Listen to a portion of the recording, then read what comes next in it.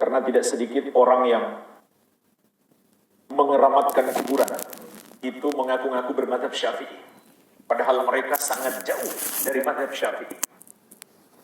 Dalam kitab beliau Al-Um, Imam Syafi'i rahimahullah mengatakan, wa akrahu an yubna 'alal qabri masjidun wa an yusawwa aw yusalla 'alaihi wa huwa ghairu musawwa, yakni anahu zahirun ma'rufun. Dan aku benci masjid dibangun di kuburan walaupun kuburan itu enggak terlihat, atau aku juga benci melakukan sholat di atasnya di kompleks kuburan dan kuburan itu jelas terlihat. Au yusalla ilaihi, begitu pula aku benci sholat menghadap ke kuburan. Qala, lalu kata Asy-Syafi'i rahimahullah, wa in shalla ilaihi ajza'ahu wa qad asa'ah. Andai seseorang sholat menghadap kuburan, maka sholatnya sah, tapi dia telah melakukan dosa. Sholatnya sah, tapi berdosa. Ini pendapat Imam Syafi'i. Kalau pendapat Imam Ahmad nggak sah. Ada pendapat yang pertengahan, tergantung niat dia. Kalau niatnya mengagungkan kuburan, maka tidak sah. Tapi kalau dia semata-mata sholat, maka sah tapi berdosa, seperti kata Asy-Syafi'i. Lalu beliau meriwayatkan, akhbarana Malik, guruku Imam Malik mengabarkan kepadaku, anna Rasulullah sallallahu alaihi wasallam qala, bahwasanya Rasulullah sallallahu alaihi wasallam bersabda, qatalallahu al-yahuda wan nasara ittakhadhu qubur anbiya'ihim masajidah. Semoga Allah memerangi Yahudi dan Nasrani yang menjadikan kuburan para nabi mereka sebagai tempat ibadah. Kalau dalam riwayat Bukhari dan Muslim yang kita sebutkan di awal, Allah melaknat mereka. Sedangkan dalam riwayat Asy-Syafi'i dari Imam Malik, Allah memerangi mereka karena menjadikan kuburan para nabi mereka sebagai tempat ibadah. Qala, beliau juga mengatakan, wa akrahu hadza lis-sunnati wal athar, dan aku benci perbuatan ini, yaitu beribadah di kuburan atau menjadikan kuburan sebagai tempat ibadah, karena sunnah, karena hadis Nabi sallallahu alaihi wasallam dan riwayat-riwayat. Wa annahu kariha wallahu taala a'lam, bahwasanya hadis-hadis itu menunjukkan Nabi Muhammad sallallahu alaihi wasallam tidak suka ayu azimahu ahadun minal muslimin, yakni yattakhidha qabrahu masjidah. Seorang muslim mengagungkan kuburan dengan cara menjadikan kubur Nabi Muhammad. Seorang muslim mengagungkan Nabi sallallahu alaihi wasallam dengan cara menjadikan kuburan sebagai tempat ibadah. Itu dibenci oleh Rasulullah sallallahu alaihi wasallam. Bukan seperti itu cara mengagungkan beliau. Walam tu'man fi dzalikal fitnatu wad dhalalu ala ma ya'ti ba'dahu, dan perbuatan itu kata Imam Syafi'i tidak aman dari memunculkan fitnah, yaitu membuat orang tersesat dan kesesatan pada orang setelahnya. Maksudnya setelah Nabi sallallahu alaihi wasallam wafat. Ini penjelasan Imam Asy-Syafi'i. Adapun Imam Nawawi, imam besar yang tidak diragukan lagi keilmuan beliau, salah satu rujukan terpenting dalam madhab Syafi'i. Bahkan pendapat-pendapat beliau yang dianggap oleh mayoritas ulama Syafi'iyah yang paling kuat kalau mereka beda pendapat. Jadi ulama Syafi'iyah kalau beda pendapat, maka yang paling sering mereka ikuti kalau dipilih oleh Imam Nawawi. Imam Nawawi dalam kitab beliau Al-Majmu' Syarhul Muhadzab, beliau mengatakan, wattafaqat nususus Syafi'i wal ashab ala karahati bina'i masjidin al-qabri sawa'un kana al-mayyit mashhuran bis-salah aw ghairihi li umumil ahadith. Ucapan-ucapan Imam Syafi'i dan para pengikut beliau sama.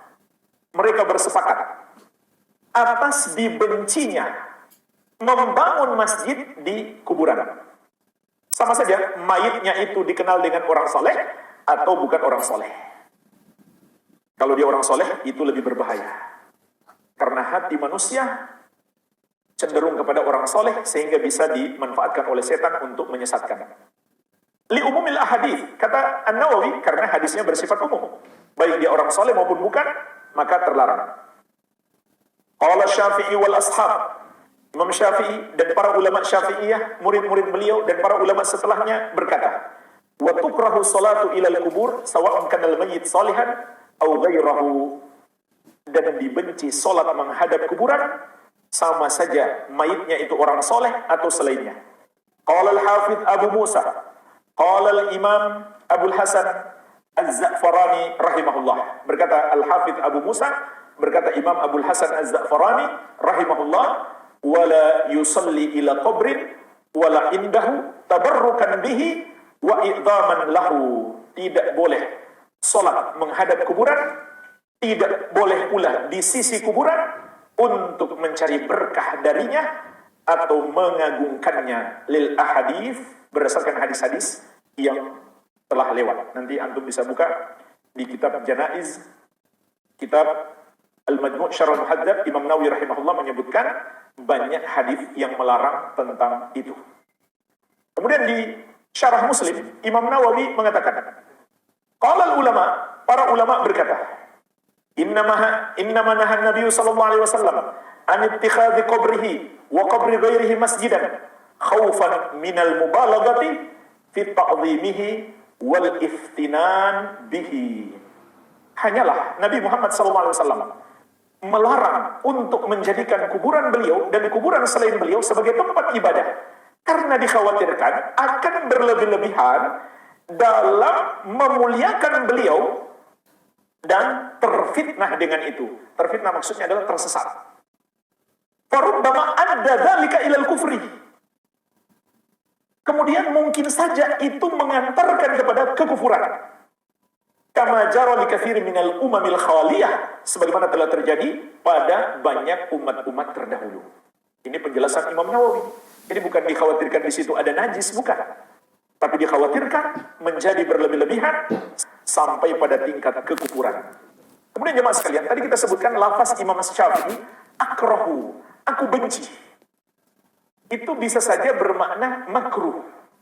Karena makruh itu artinya sesuatu yang dibenci. Tapi kemungkinan besar yang dimaksud Imam Syafi'i bukan hukumnya makruh, namun haram. Karena beliau menyebutkan hadis, Allah memerangi orang Yahudi dan Nasrani yang menjadikan kuburan sebagai tempat ibadah. Sampai diperangi oleh Allah, nggak mungkin kalau hanya makruh. Itu hukumnya haram. Karena jemaah sekalian, ulama dahulu, kalau menyebut makruh, ada kemungkinan besar yang mereka maksud adalah haram. Sebab itu bahasa Al-Quran. Sebagaimana Allah sebutkan di surat Al-Isra ayat ke-38. Setelah Allah menyebutkan hal-hal yang haram, sampai ada syirik di situ, maka Allah tegaskan, kullu dzalika kana sayyi'uhu inda rabbika makruha. Semua dosa-dosa itu, kata Allah, keburukannya di sisi Rabbmu adalah makruh. Maka makruh yang dimaksud di sini maknanya adalah haram. Oleh karena itu, Imam Ibnu Hajar Al-Haythami, juga salah seorang ulama Syafi'i yang terkenal, Ibnu Hajar Al-Haythami, salah satu rujukan dalam mazhab Syafi'i, beliau memasukkan perbuatan menjadikan kuburan sebagai tempat ibadah dalam kitab beliau Az-Zawajir min Iqtirafil Kaba'ir. Peringatan-peringatan dari dosa-dosa besar. Jadi bukan hanya haram, bahkan beliau masukkan dalam kitab beliau tentang dosa-dosa besar. Beliau mengatakan, Al-kabiratu tsalitsatu war-rabi'atu wal-khamisatu was-sadisatu was-sabi'atu was-tsaminatu wat-tis'un. Dosa besar yang ke 93, 94, 95, 96, 97, 98. Berarti berapa semua? 6. 93 sampai 98. 6 semuanya. Yang pertama, ittikhadul kubur masajid, menjadikan kuburan sebagai tempat ibadah.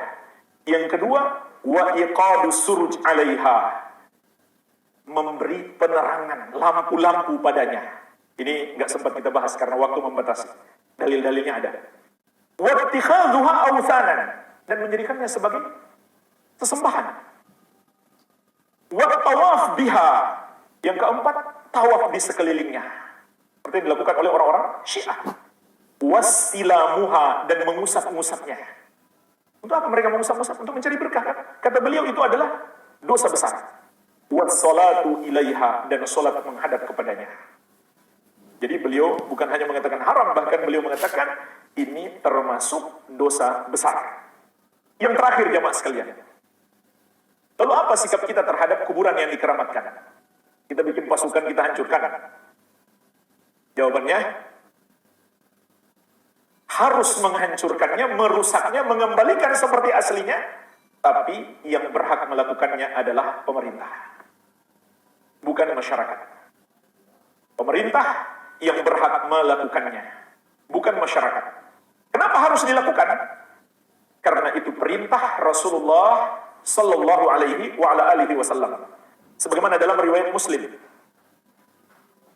dari Abul Hayyaj Al-Asadi, dari Ali bin Abi Thalib radhiyallahu anhu, beliau mengatakan kepada pegawainya ketika Ali menjadi khalifah, menjadi pemimpin seluruh kaum muslimin ketika itu, menjadi pemerintah.